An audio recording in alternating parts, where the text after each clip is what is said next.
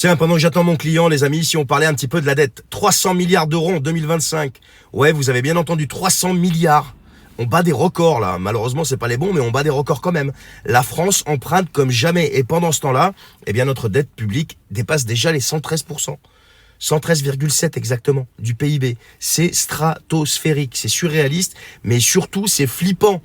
Pourquoi on en arrive là à votre avis? Eh bien parce que il faut bien combler les trous d'un budget qu'on n'arrive même pas à équilibrer depuis des années.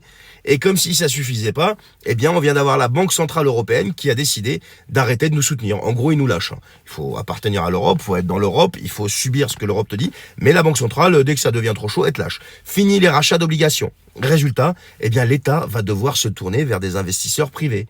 Et croyez-moi, les investisseurs privés, ils prêtent pas par charité, eux. Ça veut dire que les taux vont être plus élevés, des remboursements encore plus lourds. Et au final, qui paye? Toi, moi et nous tous. Voilà. Mais attention, ça s'arrête pas là. T'as aussi les agences de notation. Tu sais, celles qui évaluent si un pays est un bon payeur ou pas.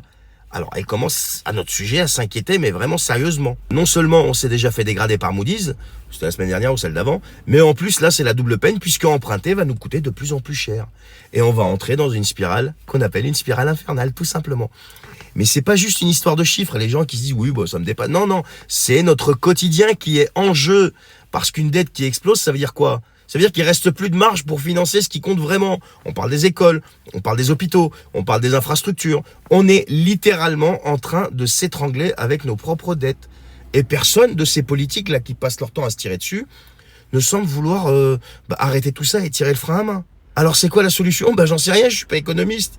En tout cas, ce que je me dis, c'est soit on continue à faire comme si de rien n'était jusqu'à ce que tout s'écroule, et là, il y aura peut-être un réveil. Et en même temps, je me dis, si ils font rien maintenant, eh bien, c'est pas juste une crise économique qu'on nous prépare là. C'est une génération entière qu'on est en train de sacrifier. Mais ça, je pense que ça dépasse, mais vraiment, la majeure partie des gens, en fait, aujourd'hui. La dette aujourd'hui, il y en a qui vous disent oui, c'est rien, machin. Non, c'est pas rien. C'est pas rien parce que tout le système mondial fonctionne comme ça aujourd'hui.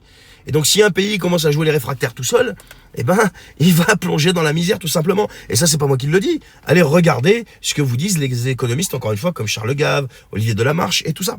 Alors, je sais pas ce que vous en pensez. C'est pas faute que tous ces économistes aient tiré déjà la sonnette d'alarme à plusieurs reprises.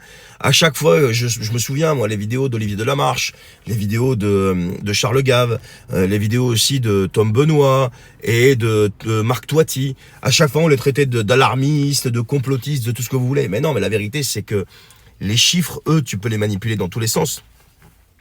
Au final, si t'es pragmatique et si t'es honnête et si t'es pas politisé, ils diront toujours la même chose.